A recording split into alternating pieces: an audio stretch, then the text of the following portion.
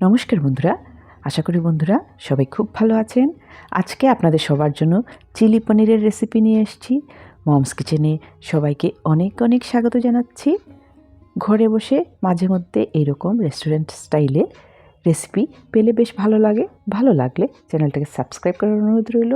এখানে পনির 250 গ্রাম নিয়েছি, 2টা পেঁয়াজ কিউব শেপে কেটে রেখেছি, একটা ক্যাপসিকাম কিউব শেপে কেটে রেখেছি, একটা পুরো রসুন কুচি করে রেখেছি, লঙ্কা কুচি করে নিয়েছি, আদা গ্রেট করে নিয়েছি। আদা এখানে 2 ইঞ্চির বেশি আমি গ্রেট করে রেখেছি।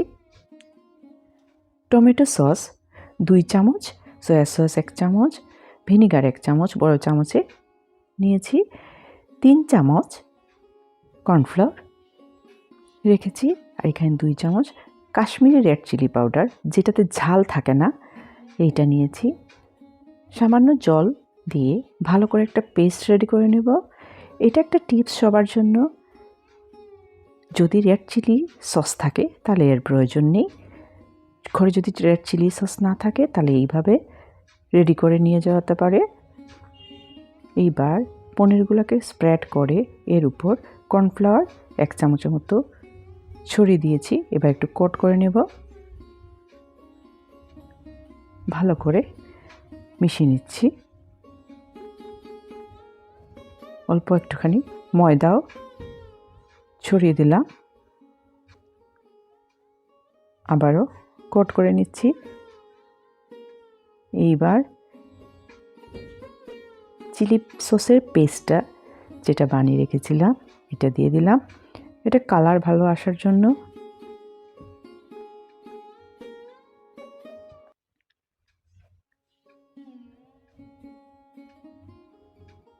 খুব ভালো করে এইভাবে মেখে নিলাম।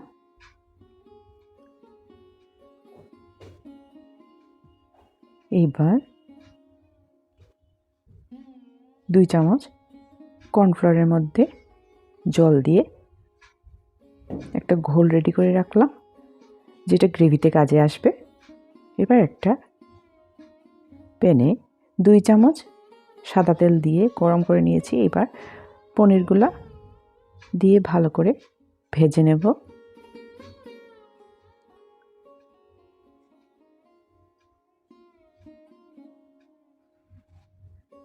আমি হালকা করে ভেজে তুলে নিচ্ছি। এইভাবে অল্প একটুখানি আবার সাদা তেল দিয়ে তার মধ্যে 1 চামচ থেতো করে রাখা গোলমরিচ দিয়েছি। তারপর ধীরে ধীরে আদা রসুন কাঁচা লঙ্কা দিয়ে দিলাম। এইবার পেঁয়াজটা দিয়ে দিয়েছি, ভালো করে নেড়েচেড়ে এবার ক্যাপসিকামগুলো দিয়ে দিব। খুব তাড়াতাড়ি হয়ে যায় এই রান্নাটা। সবসময় তো রেস্টুরেন্টে গিয়ে খাওয়া যায় না। ঘরে শীতে দারুণ স্বাদের এই চিলি পনির। স্বাদ মতো লবণ দিয়ে দিয়েছি, 1/2 চামচ দিয়েছি এখানে। একটু ঢেকে দিলাম, 2 মিনিটের মতো ঢাকা দিয়েছি, এর থেকে বেশি লাগবে না। এবার সয়া সসটা দিয়ে দিলাম, ভিনিগার, টমেটো সস দিয়ে ভালো করে নেড়েচেড়ে